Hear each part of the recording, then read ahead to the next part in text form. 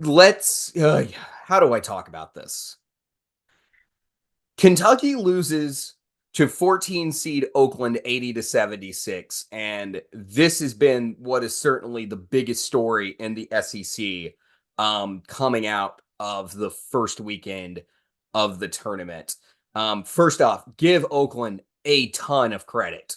They had a plan to attack, to control the game, and get their key offensive pieces in the best position to get rolling. Top story and player of the game was Jack Olke. I mean, the people in Lexington are going to see this kid in their nightmares for years. Golke is now, of course, a March Madness legend. He was one 3-pointer short of the NCAA tournament record for 3-pointers made in a game. He had 10 3-point field goals made and didn't attempt a two. Like, dude was just gonna light it up from deep. He barely dribbled the ball too. Oakland was outsized in this game and in the front court, but the unsung guys in this Oakland game, Townsend and Conway had 16 combined rebounds. Townsend had a double-double with 17 points and 12 rebounds. Really, what the game came down to was that Oakland brought their A game and Kentucky didn't. Effort can win a lot of basketball games, and the story was also on the glass. Oakland beat Kentucky on the rebounds, and they won the offensive glass +3. If Oakland was going to lose this game last night, it was going to be on the free throw line. They managed to leave 10 points at the stripe and shot 56.5%. Maddie, just sing your praises to Oakland real fast, and then we're going to talk Kentucky. I mean, Oakland over 16% better from the 3-point line than Kentucky. That is not something you can do in March if you're wanting to win basketball games. It's As certainly when Kentucky's the best 3-point shooting team in the country. exactly, and I mean that they weren't far behind Kentucky just from the field either. Less than a 1% difference there, and I mean, you've already brought up Jack Golke. I messaged you in the middle of that game and said, Golke to Arkansas next year. Let's do it. Yeah. I mean, he was electric. And can we point out that he came off the bench? Yes, he came off the bench. Wild for a bench player. Who Somebody, that Oakland had their own probably Rob Dillingham sitting on the bench for them. exactly. Probably someone that, Kentucky didn't even pay attention to in the scouting report that they absolutely should have because they were blindsided and it was obvious. Yeah, it was crazy. They had to put Reeves on him on defense in the second half, which is something you should have just done in the first half after he started getting going the way he was, and that helped. Certainly helped. But like, man, that adjustment needed to come in a timeout. Not when it did out of the locker room, because after that point, I even texted you, if Oakland starts getting to the paint, it's a problem, and they're going to win this basketball game. But yeah, this is what it is. Let's talk about the Cats. This is what's for real, and the other side of the what the other side of the conversation is. We said it all year. Freshmen are eventually going to freshmen, and the number of McDonald's All-Americans and true freshmen in the Final Four has been declining for nearly a decade. It's not the portal alone. Experience is an advantage. We've been preaching it all year, and last night shouldn't have shocked anyone. Surprised, sure. Shocked, absolutely not. That's just the case. And I mean, look at the box score alone. The guys who played the best were Trey Mitchell and Antonio Reeves for Kentucky. Mitchell had a double-double, and Reeves put up 27 points. They were the only reason Kentucky was in this game. The freshmen looked unsettled, underprepared for the pressure, and most of them were significantly underperformed to their averages. Dillingham and Edwards had decent games with 10 points, but Dillingham was less than 25% from the field. Wagner had no points. Reed Shepherd didn't hit a bucket until late in the game. He had 3 points, and then Bradshaw had 3 points. Big Z had 3 points. Just no one else was there to help Mitchell and Antonio Reeves in this game. I tweeted out at one point, someone get Antonio Reeves some help, because, like, fact is, no one was stepping up for Kentucky. Nothing about this was shocking. And it's just how college basketball has been moving for over a decade now, or close to a decade now. That's just the reality where we are. Maddie, what did you see in this one? Was there any other things that you want to bring up, or did you see the exact same thing I saw with the freshmen just not executing when it was time? Yeah, I mean, obviously, like I said earlier when we spoke about Tennessee, how well balanced all of their team was. We're looking at the complete opposite here when we look at Kentucky. I mean, you mentioned Antonio Reeves just absolutely up there playing a one-man show. With the exception of Mitchell, he obviously had some major contributions. But also looking over at the turnovers, like you said, freshman gonna freshman, quite a bit of numbers there. From the freshman on the floor, leading to 11 turnovers. I believe I saw the stat earlier, so don't quote me on it, but I think they scored 50% off of turnovers. So the 11 from Kentucky compared to 7 from Oakland, I'd assume those numbers would be much higher when you're thinking of the caliber of the teams there. So just something, you can't have when you're Kentucky and assumed to be one of the most unstoppable when you're looking at a bracket. Yeah, and this was a team that, I mean, we didn't have them going deep. We certainly didn't. We had them getting past Oakland, which is why I'm saying this was surprising, not shocking, though. And yeah, the guys, they didn't execute. They've never been in this pressure spot before. Oakland, mid-majors live this every year. Every year it's win or go home at the mid-major level when their tournament rolls around. They have to win their tournament to get in. So they're just picking up experience that way too. So when they get to the NCAA tournament, if they have had the benefit of being the NCAA tournament, they get even more experience at it. So it's win or go home. They play under this pressure constantly. Oakland's been playing under that pressure for a week in the Horizon League. So you have guys who have never step foot on in the NCAA tournament besides Trey Mitchell and Antonio Reeves. And I think it's unshocking that those guys are the ones who played the best for Kentucky in this game. Not much contribution anywhere else. But then we got to talk, Maddie, about Cal's role in all this. There was a singular storyline coming into the year. How would he do in March? Would this be the one and done swan song, or has the game passed him by and the one and done era has ran its course? Cal is one of the big names of the sport, but he is not one of the faces of this new generation and era of college basketball. We're learning who those names are right now in this tournament and over the last couple of tournaments for the last couple of years and everything that's happened. The new faces are younger coaches who are on the rise right now in this sport. We are headed into a new generation of basketball. Cal's not really a part of it. If he's not going to change, if he's not going to change, he's not a part of it. One and done is done.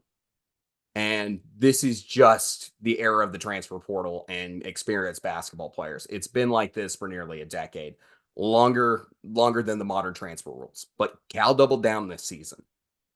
And what he had to say after the game, this is what he said. We made some crucial mistakes at crucial times today. When you have a really young team and look at where did the mistakes come from, they were freshmen. No joke.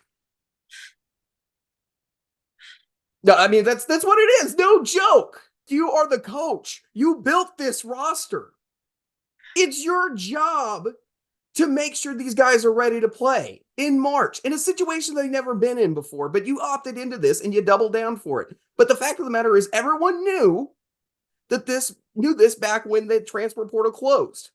Everyone knew what this team was shaping out to be. This team had nothing in favor of them to make a deep run in March. And then Cal lucked out and got Reeves back. And then Trey Mitchell came along after the West Virginia situation with Bob Huggins. That was after decision day. Kentucky was not looking like they were going to be a team that could make a run in March. And they had a very high ceiling, but they also had a floor that could fall out on them anytime. They played pretty well in the regular season, but when it came to March, this team wasn't built for March. It just wasn't. I mean, that's just facts. That's just facts. And then Cal has not been up to the quality of other coaches in this league post-COVID. 2021, they missed the tournament. 2022, first round exit against St. Peter's when they were a 2 seed. 2023, second round exit against Kansas State. And then this year, congratulations, you lost to a 14 seed in Oakland. I mean, this is what it is. Maddie, how do you see it? I mean, we've already started to see it. All the fans are calling for Cal's head at this point. Like you said, it's kind of surpassed Cal at this point. We look at this coach who, is notorious He's a for legend in the game. all of his players that he has in the NBA. I mean, I believe it was a picture at All-Star Weekend. They had to do a panorama to get all of his players in the picture with him. Um, it's just not the case anymore. You have players that are sticking around, especially with NIL. They have more reason to stay with the program that's going to get them to higher places as they get closer to the NBA. So, I mean, sure, some of these players may stick around, and it may happen in a couple of years if you still have some of these experienced players on your team. But could you imagine what would have happened if Antonio Reeves didn't come back or Trey Mitchell didn't come from another program? I don't think we'd even be talking about Kentucky at this point. They'd We probably we'd be an be eight, talking nine about seed. another team that overtook them in the SEC. Yeah, we're talking about a team that's looking like an 8-9 seed, more than likely. It would have been a really bad year of, by Kentucky standards, because this is not Kentucky standards. And UK fans and Kentucky is handcuffed to pre-2015 basketball until someone forks over $33 million. Well, I mean, what do you do next? What does next year look like? Well, Kentucky's bringing in 6 top 100 basketball recruits who are going to expect playing time and want to make their resumes for the NBA draft, and none of them will have an ounce of NCAA tournament experience. What's the definition of insanity? For Cal, it's apparently thinking that every year is 2012. Like, I just don't get it. But if things stay the way they are right now, and Cal does not execute in the transfer portal, and we're leading a team next year with a bunch of young guys and just 1 or 2 guys who have been in the tournament before, I mean, we're going to be doing the same song and dance next year. We're going to be like, hey, Cal got all these young talented players, and we're going to talk about the lack of freshmen who have made it to the Final Four and how that number's been declining since 2015. And then some Kentucky fans will respond with, well, these freshmen are different, and they'll do it, there'll be a regular response. And then we'll say, like, Kentucky has a high ceiling and a low floor. This is this when it comes time for March, and people will start penciling Kentucky into their bracket all the way to the Final Four, and then there'll be an earlier than expected exit, Sweet 16 or earlier, and we'll say that we'll just have this conversation all over again if things stay the way that they're staying right now. I mean, Maddie, I'm a Dallas Cowboys fan. I live this every football season. I empathize with Kentucky fans, right? I'm sure there's a ton of Kentucky fans who are right now talking about this the exact same way that I was talking about Jason Garrett and Mike McCarthy right now. Like, they're screaming at the top of the lungs that it's like, someone fork over $33 million and let me free of this. I mean, I feel you, because I was screaming at my TV during the Green Bay game during the playoffs this year. I get it. Like, that's what this feels like. And I don't care about a divisional title. I want a conference championship or a Super Bowl. Kentucky wants to go to a Final Four or a championship. I get you. I empathize with a lot of people out there in Kentucky and Big Blue Nation, because, like, this is not the standard, and this is not what you expect from your program, your team, your school if you're an alumni. Like, this is just not expectations, and I feel for them. Yeah, But someone has to say it. we saw Big Blue Nation raise money to put up a billboard to release Big Z. So who knows? They're probably already starting some crowdfunding to help get that buyout bundle together. So we'll see how it goes, but it's going to be a long road for Kentucky fans if he sticks around much longer. I mean, this is just what it is. And, like, sure, if he has a great year next year, if he sticks around, makes a run in the Elite Eight, like, there's going to be a lot of Cal apologists out there. But that run will be more of a fluke than what it was supposed to be. Like, I'm just saying, if you don't execute in the portal, then, like, the odds are against you.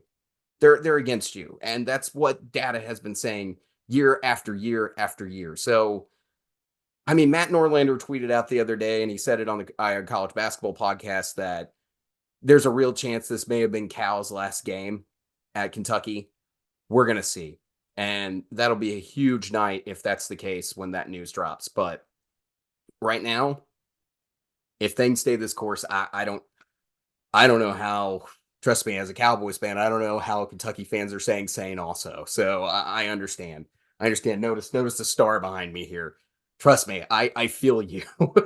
I feel you. I'm assuming it's a lot of the Kentucky bourbon. Yeah, something.